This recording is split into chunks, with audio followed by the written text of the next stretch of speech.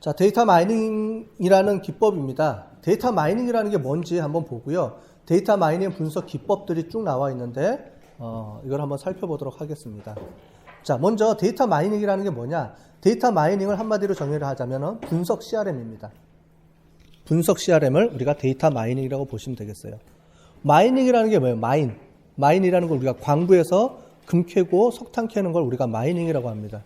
결국 뭐냐? 마이닝이라는 거는 우리가 기업에 존재하는 데이터들이 있는데 이 데이터로부터 뭔가를 캐내는 거예요. 그걸 데이터 마이닝이라고 부르는 겁니다. 그럼 뭘 캘 거냐? 뭘 캘 거냐? 데이터로부터 지식을 캐는 거죠. 지식. 그럼 지식이 뭐냐? 이런 것부터 우리가 해야 되겠죠? 자, 그럼 한번 보도록 하겠습니다. 목차는 넘어가고요. 특유의 두 가지 기법이 있습니다. 이 두 가지 기법을 우리가 배울 거예요. Unsupervised Learning, Supervised Learning 기법에 의해서 하나, 둘, 셋, 넷, 다섯, 6개의 분석 기법을 이제 앞으로 배우게 될 겁니다. 그 다음에 뒤에 가서는 클레멘타인이라는 도구를 이용해서 실제로 데이터를 가지고 분석하는 기법을 배울 거고요. 자, 사례를 보시면 아마존.com 같은 경우에 어떻게 하느냐? 이거 같은 경우에 추천 지수입니다. 추천. 여러분들 책방 같은 데 가보면 추천해 주죠. 뭐를 샀으면 이걸 산 사람은 이거를 구매할 확률이 높습니다. 추천해 주잖아요. 그죠? 이런 추천 지수라는 거가 있는데 이런 건 어떻게 되느냐? A를 산 사람의 그러니까 A라는 책을 산 사람이 B라는 책을 샀고 C라는 책을 사고 하면은 이런 것들이 데이터에 쭉 모아 놓으면은 나중에 이걸 이용을 해서 나중에 사례 분석 기반이라는 방법을 쓰거나 아니면 어소시에이션 룰을 쓰거나 해가지고 지금 제가 얘기하는 건 분석 기법들입니다. 이런 분석 기법들을 이용을 해서 추천할 상품을 골라내서 추천 지수를 보내주게 되는 거죠. 대부분 이런 데 많이 사용하고 있습니다. 실제로.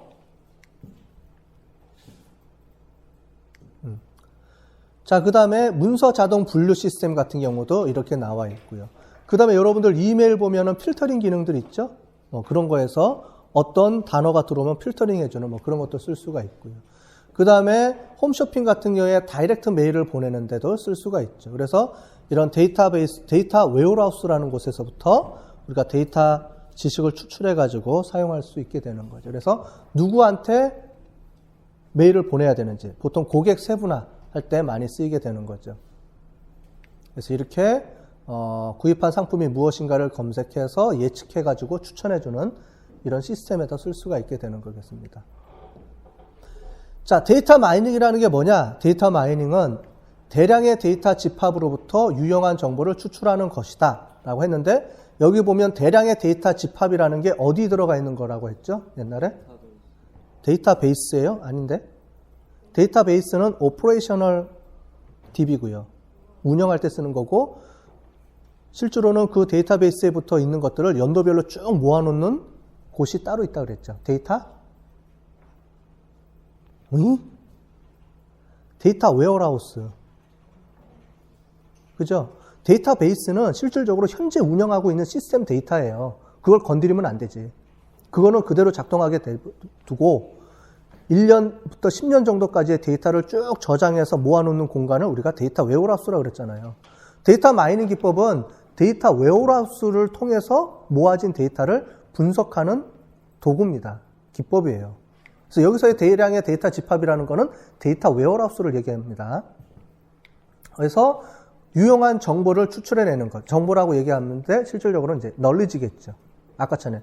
그래서 어떤 상품을 사면 어떤 상품을 구매할 확률이 높은지 이런 지식들을 끄집어내가지고 연관성을 통해서 하는 거죠. 그래서 보면 의미 있는 패턴과 규칙을 발견하기 위해서 자동화되거나 또는 반자동화된 도구를 이용해서 대량의 데이터를 탐색하고 분석하는 과정이다라고 돼 있죠. 일단은 그럼 뭐겠어요? 뭐가 필요하겠어요? 대량의 데이터 집합 셋이 필요하겠죠. 그래서 데이터 웨어하우스라는 것을 구축해야 되고요. 거기서 자동화되거나 또는 반자동화된 도구를 이용해서 검색해야 된다 그랬죠. 그때 쓰는 게 데이터 마이닝 툴들이죠. 데이터 웨어하우스는 데이터 저장 공간을 얘기하는 거고 거기서부터 데이터를 추출해내는 방법을 데이터 마이닝이라고 하는 겁니다. 이해되셨어요? 그 데이터 마이닝 기법에는 여러 가지가 있는데 크게 supervised, unsupervised learning이라는 말을 써서 하게 될 겁니다. 그건 나중에 다시 알려드릴 거예요. 왜 이게 supervised고 왜 이게 unsupervised인지, 왜 틀리고 언제 쓰는 건지 이런 것들은 우리가 계속 해나가면서 배울 겁니다. 자, 요거는 이거를 좀 더 의미 있게 써놓은 거니까 넘어가도록 하겠습니다. 그래서 데이터 마이닝이란 뭐냐? knowledge discovery, 그 다음에 in large database. 그래서 여기 보면은 광부들이 금강에서 금 캐는 거 있죠? 그런 것처럼 실제로 우리가 수많은 쓸데없는 데이터셋 중에서 의미 있는 어떤 뭔가를 끄집어내는 게 마이닝이라는 거고, 데이터에서 그걸 끄집어내는 기법, 그래서 데이터 마이닝이라고 한다라고 볼 수 있겠죠. 그래서 대량의 데이터로부터 이전에 알려진 거면 의미가 없죠. 이전에 알려지지 않은. 그 다음에 묵시적이라는 말은 뭐냐면 실제로 잘 안 알려져, 그러니까 가려져 있는 걸 얘기합니다. 실제로 눈에서 보면 사람들이 잘 파악을 못하는 거지만 이런 걸 통해서 끄집어낸다는 얘기겠죠. 그래서 잠재적으로 유용한 정보를 탐사하는 작업인데, 여기 보면 우리가 많이 쓰는 게 비즈니스 인텔리전스라는 말이 있습니다. 여러분들 중에서 이제 지식관리라는 거를 수업을 듣고 있나요? 듣나? 아직 안 듣나요? 지식관리 수업도 이런 개념이라고 보시면 되겠어요. 어쨌든 비즈니스 인텔리전스라는 게 있습니다. 비즈니스 인텔리전스. 비즈니스 인텔리전스와의 차이점은 뭐냐면 여기 나와 있죠.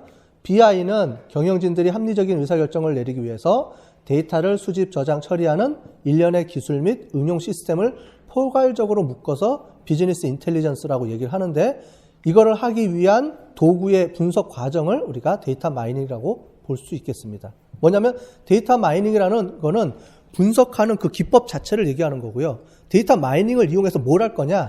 그게 비즈니스 인텔리전스라는 거죠. 분석한 결과를 가지고 뭘 활용을 해야 되는 거잖아요. 그런 차원을 우리가 포괄적으로 BI다라고 하는 거죠. 비즈니스 인텔리전스. 즉, 의사결정을 내리기 위해서 분석한 데이터셋을 이용해서 분석해서 어떤 지식을 도출해내서 그걸 가지고 A를 할 것인지 B를 할 것인지 뭘 할 것인지를 의사결정해주는 그런 전체를 우리가 비즈니스 인텔리전스라는 얘기를 하는 거고, 거기서 데이터를 분석하는 기법 자체를 데이터 마이닝이다라고 얘기를 한다라는 얘기예요. 자,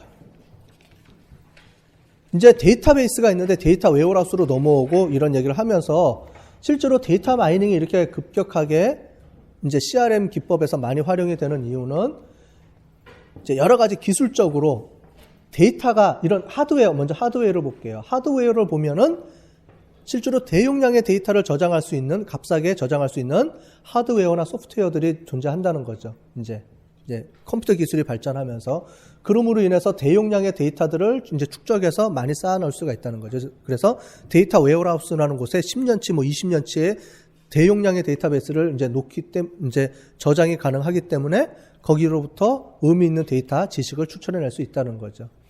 그 다음에 소프트웨어들도 옛날에는 이제 계산기 두들겨서 계산했던 것들을 지금은 버튼 하나만 누르면 자동으로 착착착착 계산이 될 수 있도록 만들어지는 그런 소프트웨어 툴들이 있는 거고, 우리는 그 중에 클레멘타인이라는 툴을 한번 써볼 겁니다.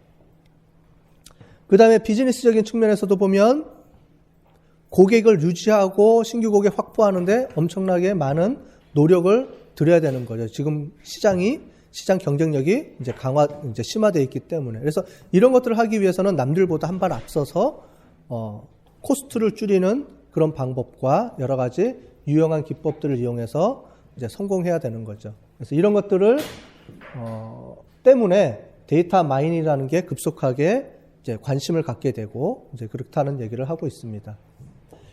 자, 데이터 마이닝의 발전 과정을 쭉 보시면 1960년대만 해도 데이터 마이닝 이런 관점은 없고요. 실질적으로 데이터베이스적인 측면이죠. 그래서 데이터를 어떻게 하면 잘 저장할 것이냐의 관점이 있고요. 두 번째는 그 데이터로부터 얼마만큼 잘 액세스해서 내가 필요한 정보를 끄집어낼 것이냐. 그런데 여기서의 정보는 어떻게 되냐면 내가 원하는 걸 입력하는 거죠. 그래서 지난번에 우리가 데이터 마트에서 구하는 거 봤죠. 큐브를 이용을 해가지고 몇 월 달에 어떤 많은 제품을 판매한 사원을 이렇게 골라내는 기법이 있었죠. 큐브를 이용해서 하는 그런 기법들이 여기서 나오는 거죠. 여기하고 여기에. 데이터 쿼리가 이제 그 기법입니다. 드릴업, 드릴다운 지난번에 봤죠? 데이터 웨어하우스 올랩 기법을 이용해서 하는 거고요. 이 올랩 기법은 내가 점점 찾아 나가는 거고요. 그게 아니고 데이터 마이닝은 아무것도 모르는 상태에서 데이터만 턱 놓고 내가 어떤 분석 기법을 돌리면 뭔가 탁 나와요. 유용한 정보가. 이제 그렇게 유용한 정보를 끄집어내는 방법이 데이터 마이닝이라고 보시면 되겠습니다. 올랩하고 데이터 마이닝의 차이점입니다. 그게. 그래서 지식 발굴 과정을 쭉 보시면 여기 보는 것처럼 지금 기존의 데이터베이스들이 있으면 이 데이터베이스를 데이터 웨어하우스로 옮기는 작업이 필요하죠. 그거를 우리가 데이터 클리닝 한다라는 얘기를 합니다. 클리닝하는 작업은 지난 시간에 설명을 드렸습니다. 옛날에 우리가 CRM 시스템을 하면서 이 부분은 설명을 했을 거예요. 다시 기억이 안 나는 사람은 다시 가서 한번 보세요. 그래서 데이터 인티그레이션을 해주게 되고요. 여기서 데이터 웨어하우스로부터 데이터 마트를 만들어내는 거죠. 데이터 마트는 뭐라 그랬어요? 데이터 마트는?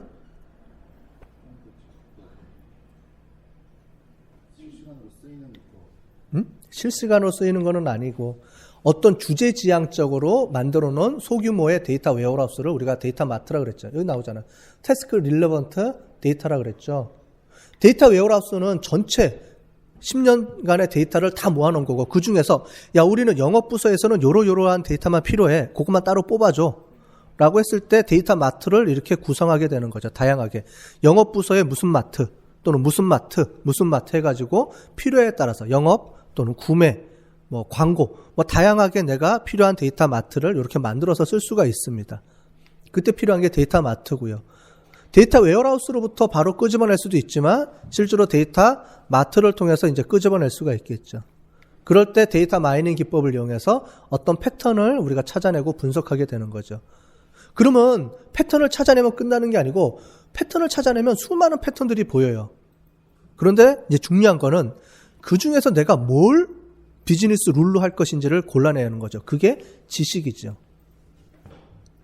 얘는 통계적으로 숫자적으로 의미 있는 관계가 되는 것들을 쭉 뽑아냅니다. 쭉 뽑아내면 그거를 가지고 의미 있게 붙여야 되는 거죠. 왜 그럴까? 이런 이유 때문에 합리적인 의사결정을 할 수 있도록 지식 체계화 시켜야 되는 거죠. 데이터 마이닝을 돌리면 수많은 지식들이 도출됩니다. 뭐냐면 얘는 의미 있고 없고를 계산을 못하기 때문에 수치적으로 의미 있다고 생각되는 모든 룰들을 다 찾아줘요. 그러면 이제 그걸 가지고 마케팅이라든가 영업을 하는 사람들이 그걸 보고 이게 맞는지 틀리는지를 우리가 고민을 해야 되는 거죠. 한 예로 기저귀하고 맥주의 관계를 지난번에 한번 예제로 설명을 드렸죠. 기저귀하고 맥주는 관계가 있다는 걸 아무도 몰랐죠. 누구도. 왜냐하면 그거는 묵시적인 지식인 거죠.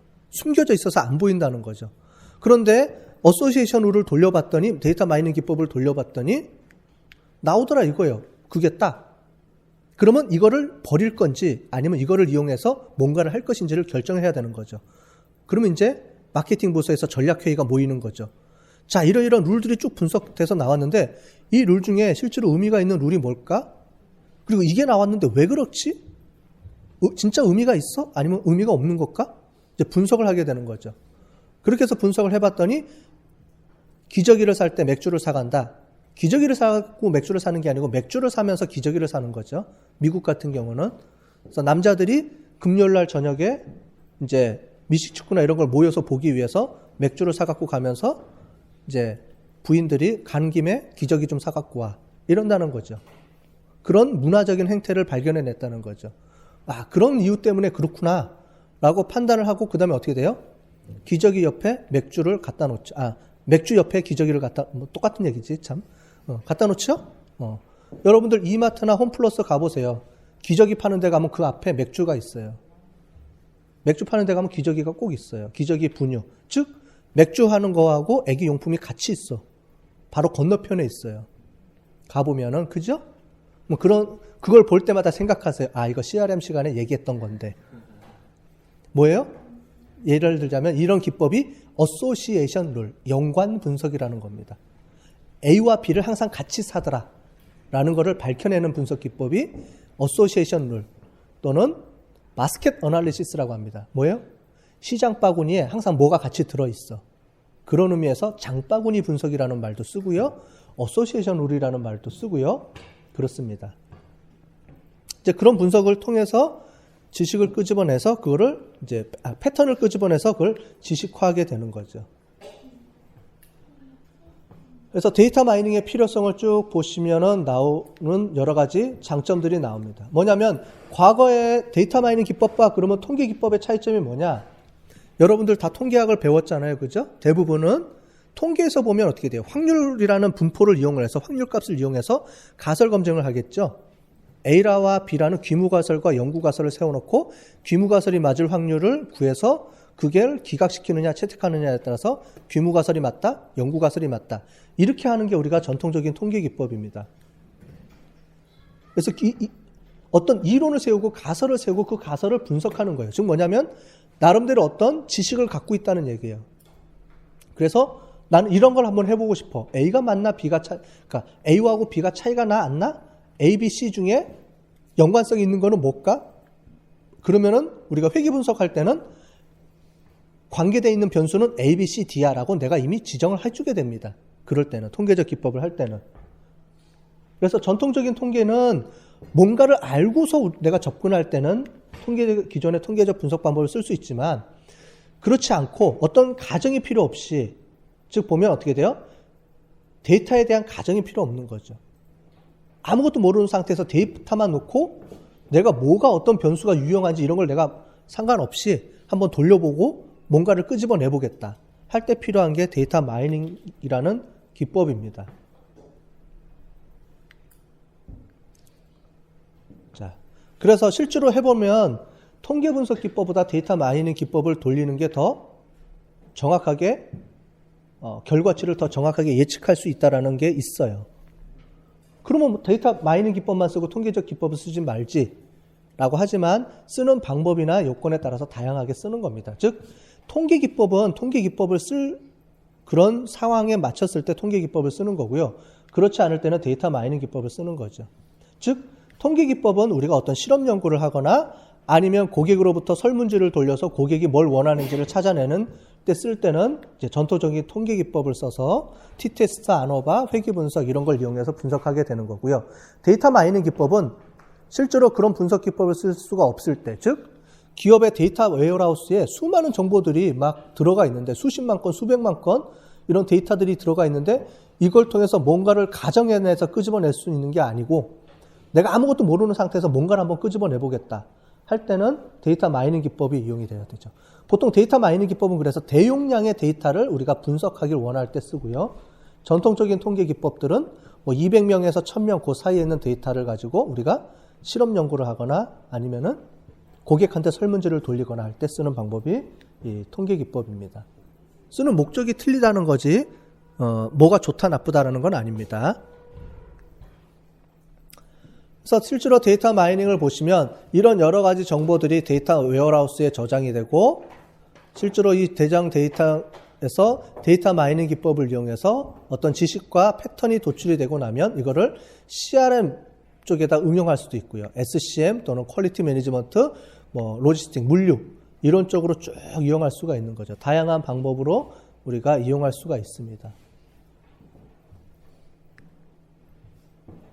자, 데이터 마이닝의 산업별 응용을 어떻게 하는지 한번 보겠습니다. 먼저 이제 마케팅, 소매하고 마케팅 쪽으로 보시면 구매자의 어떤 성향을 파악할 수가 있고요. 구매 패턴, 그 다음에 구매자들 패턴들과의 어떤 인과관계 이런 것들을 보시면 되겠죠.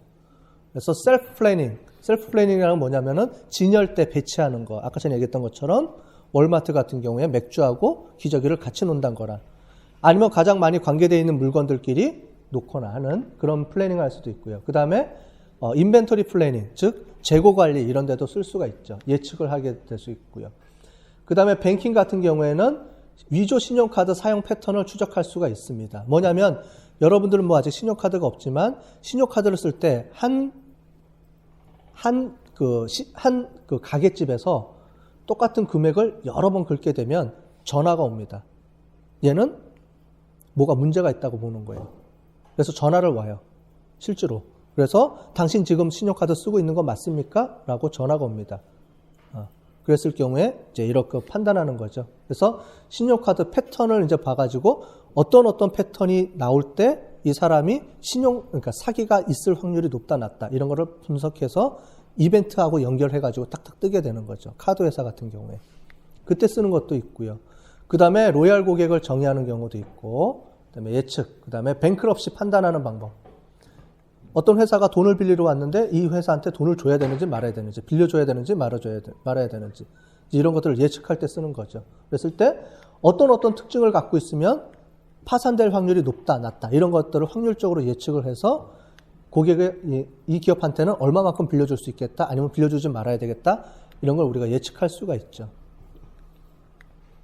그 다음에 보험 같은 경우도 이제 클레임 어널리시스도 할 수가 있고요. 그 다음에 리스크, 그 다음에 위조 행위 이런 것들도 예측할 수가 있겠습니다. 그 다음에 이제 의료 쪽에서도 마찬가지로 의료 쪽에서도 판단할 수가 있고요. 그 다음에 약을 주는 경우도 있습니다. 그러니까 뭐 전문가 활용 시스템이 이제 여기서 나온 건데요. 이제 나중에 이런 걸 할 때 제가 다시 또 설명을 드릴게요. 각각에 대해서. 그 다음에 뭐 여러 가지 방법들이 있다라고 볼 수가 있겠습니다. 그 다음에 이런 데이터 마이닝 기법들과 CRM을 연동돼서 쓰겠죠. 즉 CRM을 하기 위해서는 데이터 마이닝이 필수라는 얘기입니다. 데이터 마이닝에 의해서 어떤 고객의 패턴이 안 나오면 실제로 CRM 하는데 문제가 있죠. 그죠? 예측하고 판단할 수가 없으니까. 그래서 다양한 CRM 활동들로 하는데 이제 연결이 돼서 쓰는 건데, 그래서 우량 고객 유지할 때, 이탈 고객 분석할 때, 잠재 고객 발굴할 때, 이런 거 할 때, 이런 CRM 활동들을 할 때 데이터 마이닝 기법을 이용해서 데이터를 분석해서 어떤 특징들, 패턴을 찾아내서 그 패턴에 맞게끔 전략을 취할 수 있게 되는 거죠.